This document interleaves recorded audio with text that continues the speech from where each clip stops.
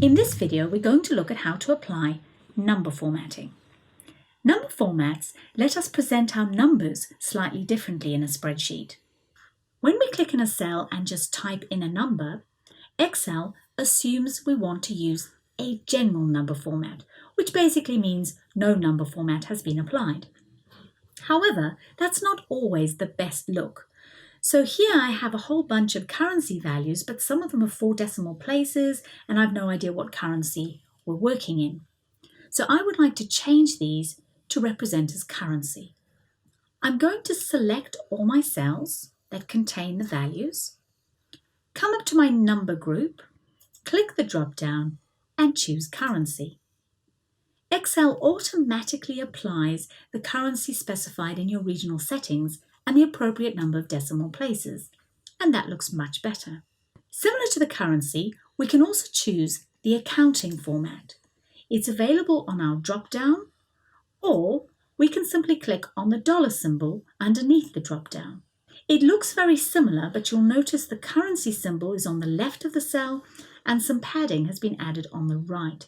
So it's a good idea not to combine currency and accounting in the same data set. Coming back to the dollar sign, there's a little drop down, and if you click on that, you actually have the option to choose different currencies as well. Another format that is very useful is the percentage. So looking at my commission rate, I've typed it in as 0.05, but I could come up here and choose percentage, and now it reads as 5%. If when you're typing in the value, you know you want a percentage, you can type it in directly. So I can type 10% and press enter, and Excel has realized what I actually want is a percentage symbol, and it has applied the percentage format. If I were to change this back to general, you'd see it's 0.1. I'm going to leave that at percentage. Now the last number format we're going to look at is the date format. It might seem a little surprising that this is a number format, but actually dates in Excel are just numbers formatted to look like dates. So for example, if I click in the cell, type 1 and press enter, come back and convert that to a short date, you'll see it's changed to the 1st of January 1900. So dates in Excel are just the number of days since the 1st of January 1900 formatted to look like a date. Just like with the percentage, if I type it in so it looks like a date and press enter, Excel automatically applies the date format. It is important you choose a date format that Excel recognizes.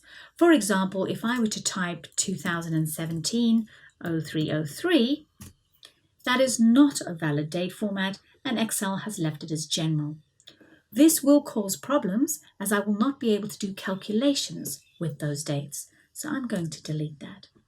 Another date format you can choose is if you come up to your number formatting, click the drop down, you can also go for a long date.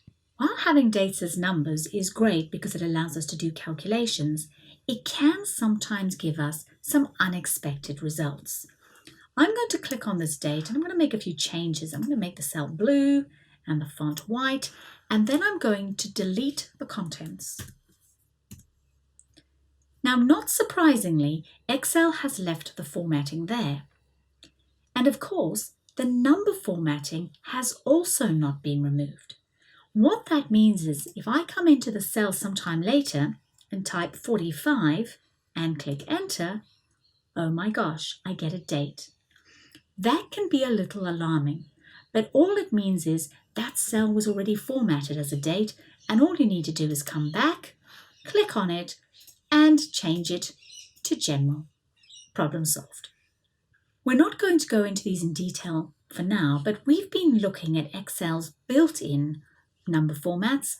You can also work with your own custom formats, and to access these, you come to the dialog launcher, bottom of the number group, and click to open up your Format Cells dialog. We will look at custom number formats in a little more detail later. Finally, something to be a little careful of, when you wish to clear formats, as we did in the previous video. So for example, I'm going to select these 2 cells, come up to clear and click clear formats, that has removed my number formatting. So do be a little cautious when working with clear formats, as you will lose not just your font and alignment, but also your number formatting. Don't be afraid though to get in there and have a practice.